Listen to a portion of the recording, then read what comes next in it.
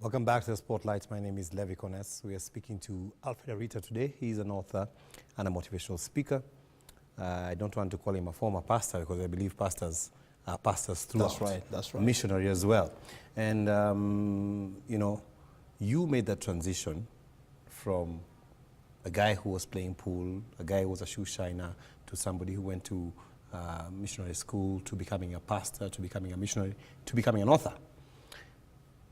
How long did that take to this point where you began writing? Well, I served as a missionary for 7 years.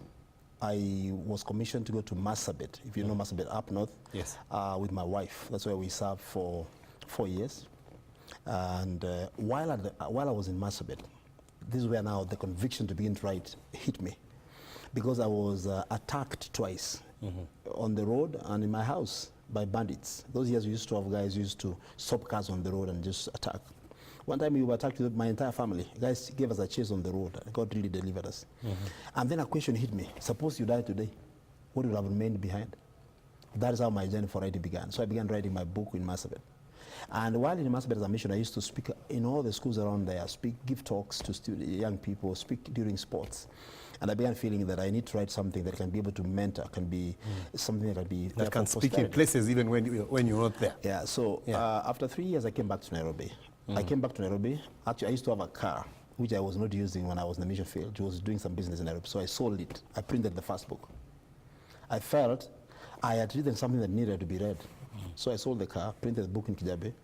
And while here, again, I had the privilege of being sent to begin a church in Kapsabet, which I did for 3 years. But while I was there is when I began thinking, I need to take a little break. I used to feel that my grace for being in the four walls was running out. And I felt I needed to get outside. To get out of that and reach out. I'm still a member of that church, a great church, and but I felt I needed to share what I know out there, and I'm happy I did. So your first book, The A to Z Secrets. A to Z Secrets of High Achievers. Why? Why the title? Why the book? You know, all through, I used to ask myself, what really makes people stand out? What makes some guys who live amongst you, go to the same schools, end up just doing some extraordinary stuff?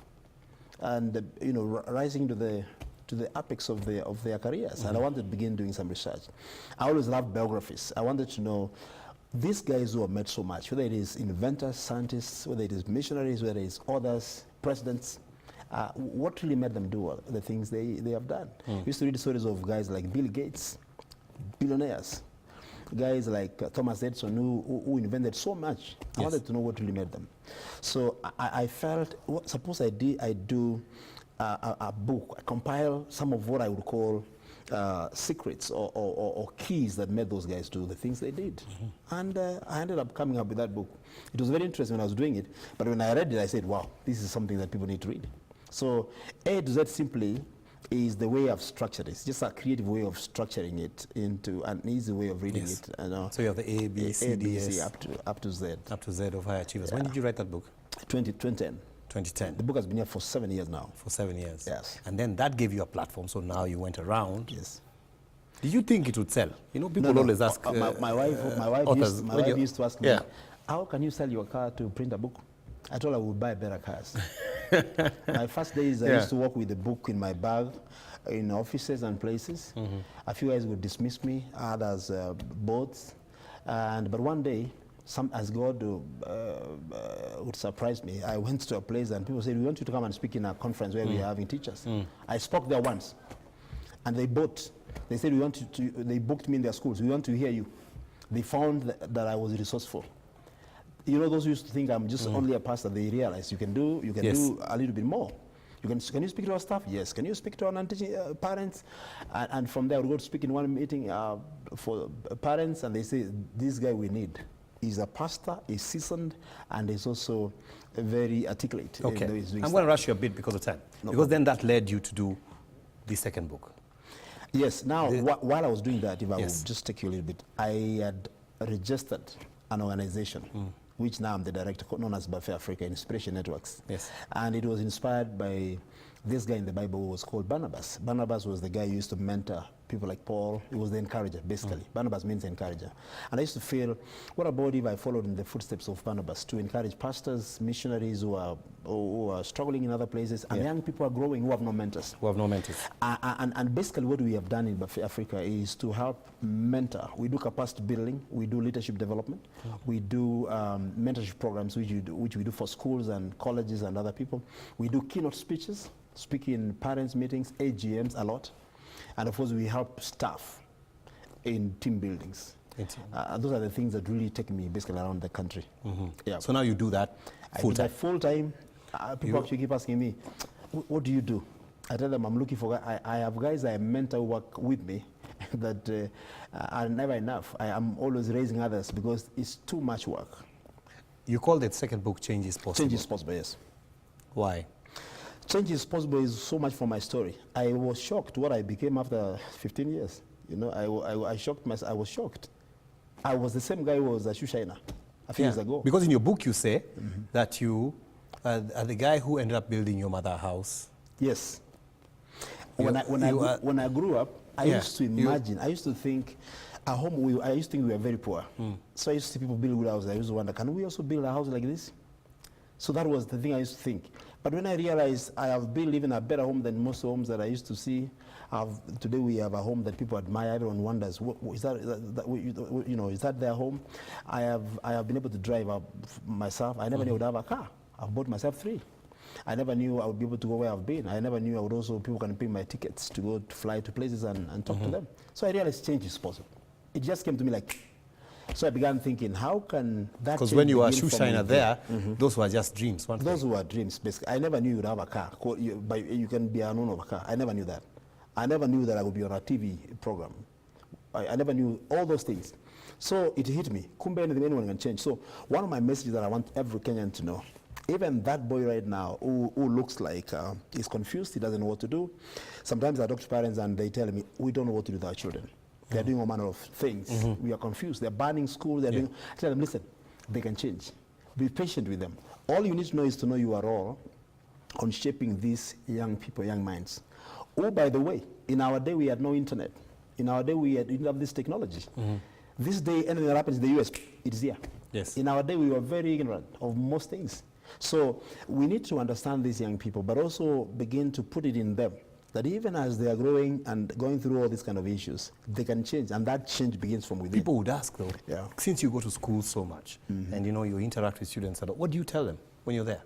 It's a lot. Number one of the things that we do for schools. What's the call for you? Like, one of the things that we do for schools really is attitude transformation. One of the things that students struggle with us is attitude. I don't love this school, I don't love this subject, I don't love this teacher, and they do not know how that really affects their performance. So one of the things we do is to try and mold them from that kind of mindset of feeling like if I was in a better school, I would have performed. If I had better teachers, I don't love this subject because of the way people speak about it. So we deal with transforming the attitude because we believe if a person can change how they think about something, they can change anything. That's one of the things we do.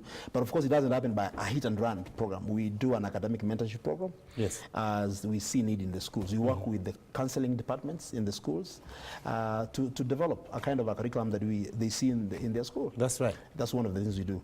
I'm very shocked though. I know we are running out of time, but one of my concerns right now, we are in a wave of banning schools, and this disappoints me. It's a concern for everyone. Because as a mentor of so many schools in the country, some of the schools I've really spent my time, I've seen them banned. And that made me really feel so saddened. What do you think the problem is? As somebody who, for many parents are so confused about this. It seems like you don't know whether it's peer pressure, whether it's an epidemic, whether it's, demonic attack. It's a lot of things. I'll tell you, it's a lot of things. People say they fear exams. People say they have seen their peers do it. It's a lot of things. I'll tell you, we need to go back to that question I've been asking. Where did the rain begin beating us? They are growing at a time that there's so much happening. Of course, peer pressure. You cannot be able to peer pressure. But then there's also so much pressure from the parents for young people to deliver, to perform. We have paid this so much. We want you to do this. We want to do this. And then schools also are changing policies all the time. Like now, one of the young people told me from a school I don't want to mention here that we are rioting because our principal was forced from our school.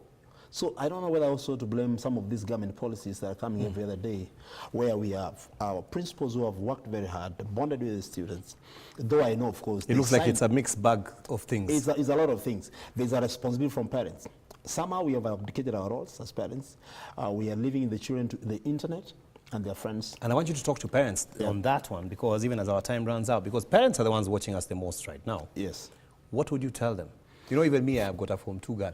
And every day Me too, I have a Form 2 girl. I am panicking every day about thinking, is it our school next? You know, it's disturbing. It's a challenge. And I would use my example for my daughter, the one I'm sponsoring a girl, and she's in Form 2. The other day I was very shocked when I learned something that I didn't know. I was going through my Facebook, and I saw a photo in one of the walls of a young man, a university guy.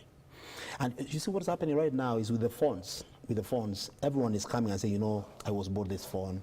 I have a boyfriend who does this for me. So there's so much pressure for those who don't have to try and really live up, do, yeah. because of the peer pressure. But also I'll tell you, unlike our days when we had some self-motivation, this generation has come to a point whereby unless you have to keep talking and keep sweet talking them and guiding them, they don't understand threats anymore. That's why I even doubt even if we return back the kiboko, it may not help much. What really helps is mentorship, a lot of guidance, a lot of patience with them, a lot of trying to deal with their mind and trying to see the world from the way they see it. You see now, you don't expect the young people now to see the world from the 70s. That is impossible. But you can try to understand the world from their view. So most parents are messing because they're saying, we never did things like this. So when I see a parent saying, in our day, I took our pocket money. In our days, I took over it can't work. I've said that too, by the way. So I think even me, I've said that. You know, I say, you have said that. I say, tukuchoma shule. Yeah. We did not like the food, but we didn't ban the school. This is a generation that can decide to ban a dorm to go home and watch football. Like this day, we've just come from World Cup. Yeah. I was telling principals, my friends, during the finals, don't deny them a chance. It's just 90 minutes. Let them watch. If they hear from elsewhere that they were allowed to watch, and then you did not allow them to watch, they will feel isolated. So some of those things the school needs to have a give and take kind of a relationship with the students. So they are not forced so much on the things. Some of the schools have even gone to banning the entertainments. You know, look, these are human beings. And they're teenagers. School is not easy, all of us know. So a day where they can vent and just shake and do their thing should not be ignored for them. It's a way of refreshing. It's a way of also feeling that they're important. So if you just say no entertainment because we want you to study, you are likely to have some, you'll see them protesting or rioting and things like that. So I hear what you're saying. We only have about 3 minutes to go. Yep. I have to ask you. So you have 2 books. I think we need to come and do this. We need to come and do this again. Yes, absolutely. You have 2 books. A to Z: Secrets of High Achievers and Change is Possible. Somebody would ask outside there. So, do people read? I'll tell you, people read books. I never knew that people read until I began reprinting, and I've been doing that forever. You know, I used to think people don't read books, but everywhere I go, every meeting I am, every single day, people buy books. I keep telling people, if you find that you're more clothes than books, something is wrong with you. You need to begin, because if you want to earn more, that's my principle. If you want to earn more, learn more. If you find that you are visiting food stores more than bookstores, something is wrong with you. And therefore, from my experience, I've learned that people are reading books, and Kenyans are now having a desire to know more, to read local content. And I want to encourage more people actually out there. There are many people who want to write, but they fear to. Yeah. They can ask, and we can guide them on how to do this. And you know, I've been challenging you. I've talked to you before. I love the things you write, and I think, this guy, what about if you put it into a book? You know, because you are a great writer, and some of the things you write are very inspiring. Never despise your dreams, Levi. Never despise the thoughts you have, because no one has them. If I despise a small thought like this, change is possible. It's a very basic book, talking about the power of choices. Every choice we make, whether conscious or unconscious, will have consequences. The power of a mentor. How a mentor can help you cut down on mistakes up to 25%. How you can learn from people's experiences. How you can set goals that can really unleash the real motivation within you. If I ignored that, I said, oh, Munro has written, people have written books. Not everyone is going to read books. Like, this book is really, really admired by most people. I'm shocked. how people read it and see. It's very basic but very So profound discover the 6 essential. of personal change. We keep personal talking about changing Kenya, changing Africa, but Mahatma Gandhi said, you got to be the change that you want to see in the world. So if I want Kenya to change, I've got to begin with myself. And therefore, what I would encourage everyone watching us tonight is you can actually change anything. Anything can change by you changing your attitude, change your associations, changing the people you are hanging around with. There are people, some of us are what we are because of the people we have associated with, the books we have chosen to read, the groups we have chosen to keep, the place we have chosen to go. And that's how change begins. Change is not change until it's from within. Well said. Well said. Final words. How do people get you? How do they get your books? What's your Is it parting okay to shot? give my number? Absolutely. My number is 0721 84 87 and 27. Those who like us to talk in their schools, give a mentorship Say it a program. bit slower. 0721 84 87 and 27. That's my number. And if someone wants us to do a mentorship program, we have some experience now, and I think those who have interacted with us will even make some referrals for them to hear us. If there are those who want to get the books, they can call me directly. We can organize. We send these books all over the country. So whoever wants to call, they can. These books retail. Is it okay to tell them what they retail? This is 500 shillings. This is 700 shillings. But if you call for 2, it's 1,000 shillings. You can get them from me, and they will be sent to wherever you are within the country. And so,